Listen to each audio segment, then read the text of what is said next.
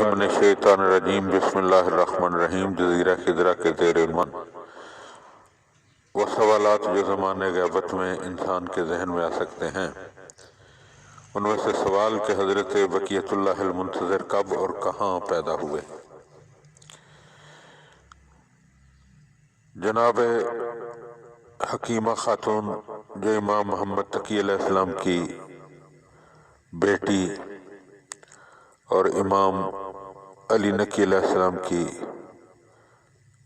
بہن اور امام حسن عسکری علیہ السلام کی پھوپھی ہیں، وہ بیان فرماتی ہیں کہ شب نئیمہ شعبان یعنی 14 شعبان کا دن گزار کر سن 255 ہجری قمری حضرت امام حسن عسکری علیہ السلام نے مجھے بلایا اور فرمایا کہ آج نئیمہ شعبان ہے، افطار میرے ساتھ کیجیے گا، آج خداوند تعالی ایک مولود کو پیدا کرے گا جو روح زمین پر اس کی حجت ہے۔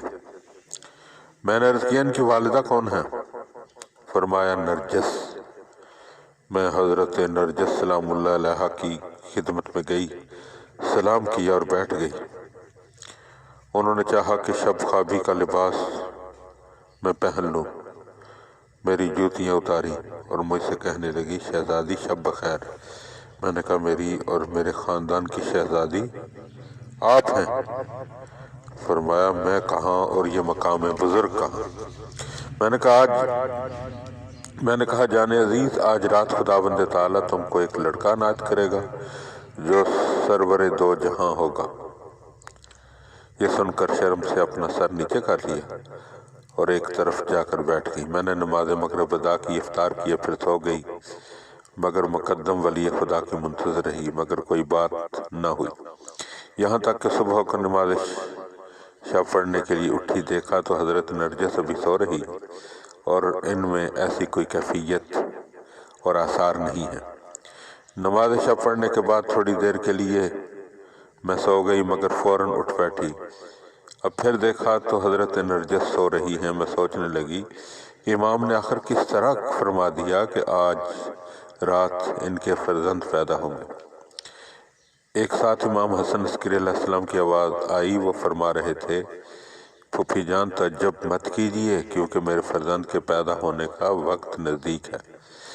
میں نے جب آن جناب کی آواز سنی تو سورہ الف لام سجدہ میں مشغول ہوئی، پھر سورہ یاسین پڑھی۔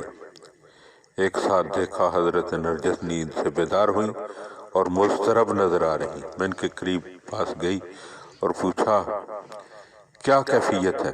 فرمانے لگی جی ہاں کچھ محسوس ہو رہا۔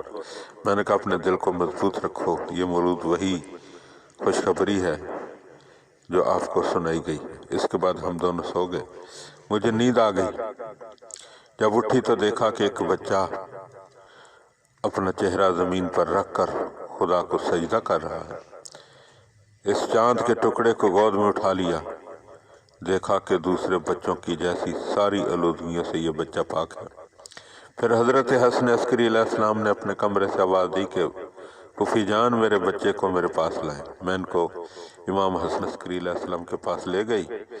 امام علیہ السلام نے بچے کی پیٹھ کے نیچے ہاتھ رکھا اور ان کے پاؤں اپنے سینہ پر ٹکا لیے، اپنی زبان ان کے منہ میں دی اور اپنا ہاتھ ان کی آنکھوں، کان اور جسم پر پھیرا اور فرمایا میرے بیٹے مجھ سے باتیں کرو۔